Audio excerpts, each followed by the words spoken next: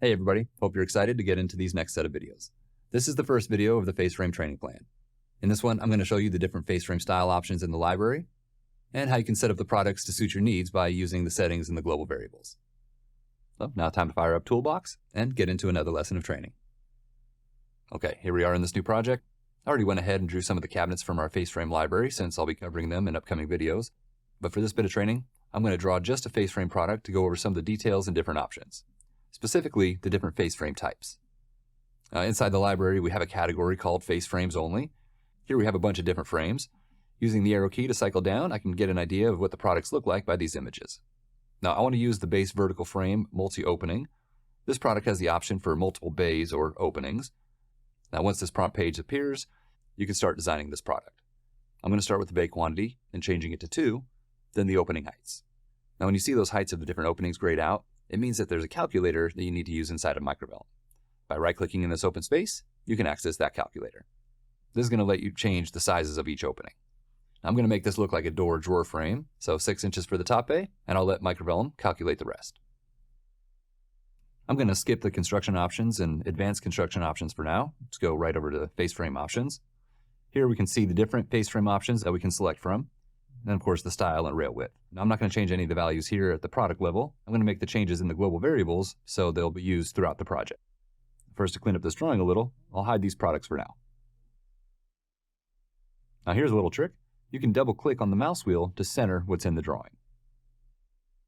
So I'll go up into the project spec groups, into global variables, and then in the last tab we have expansion settings, and here's where we can find all the different face frame general settings. Starting off with face frame options, just like we saw in the prompts page.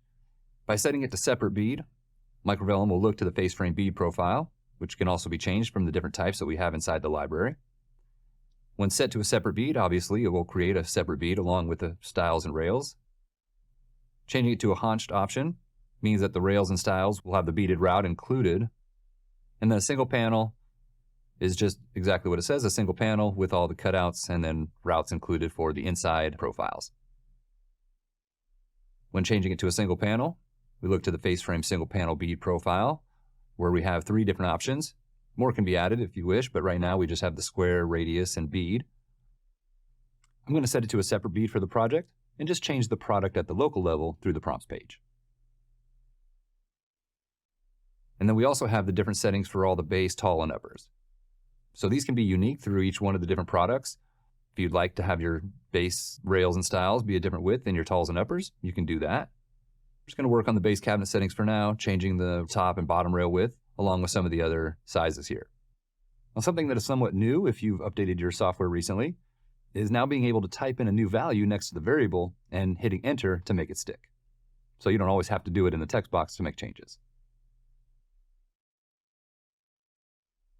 By leaving this check, we'll include an intermediate style, and then also the different options for how the frame overlays the cabinet carcass.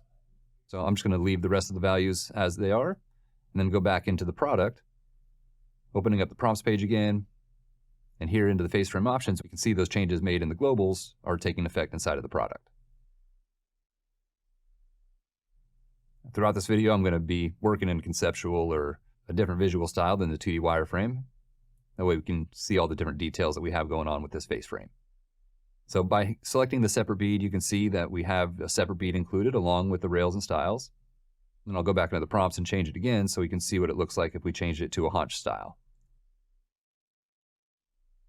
It'll still be looking to the same bead profile.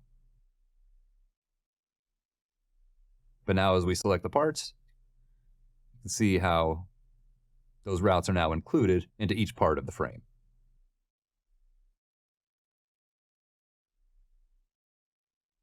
Then I'll do it one more time to change it to the last style, which is the single panel. And so now the inside profile will just be square. We could change it to a bead profile. Now that bead profile isn't going to look to the same bead profile as our separate bead or haunched. So it actually uses a different bit completely. You do have the option to change that, but it means going into Workbook Designer and updating the bead profile lookup table. I'm not going to do that now. I'll save it for an upcoming video. And then also the option to change it to a radius profile. Now, as I mentioned, by changing just the base settings in the global variables, still allows us to have our talls and uppers set to different settings.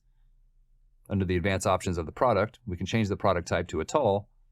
We can see how it uses now the tall settings that are set up inside of the global variables. I'll just go back in, change it to a base product type, and then draw another product next to it so we can see how those base settings are inherited by this new product inside of the project. I'll draw an open face frame product. And because this product type is a base, there are those frame settings from the global variables.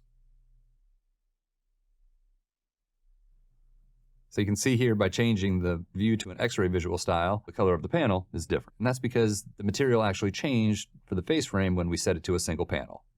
And whenever material changes inside of a product, the layers are also set up to change when the material does. So all we got to do is change it back to a separate bead, and we can see that material change as well as the layer. Now stay tuned for the next video where we get into more work with this base cabinet and cover the face frame overlays on the cabinet carcass. So that'll do it for me on this one. If you're following along with the face frame training plan, stay tuned for our next video where we're going to get into the cabinet overlays and face frame attachment methods. Otherwise, thanks for watching, and be sure to check out some of our other training content on our YouTube channel or our website at microvellum.com.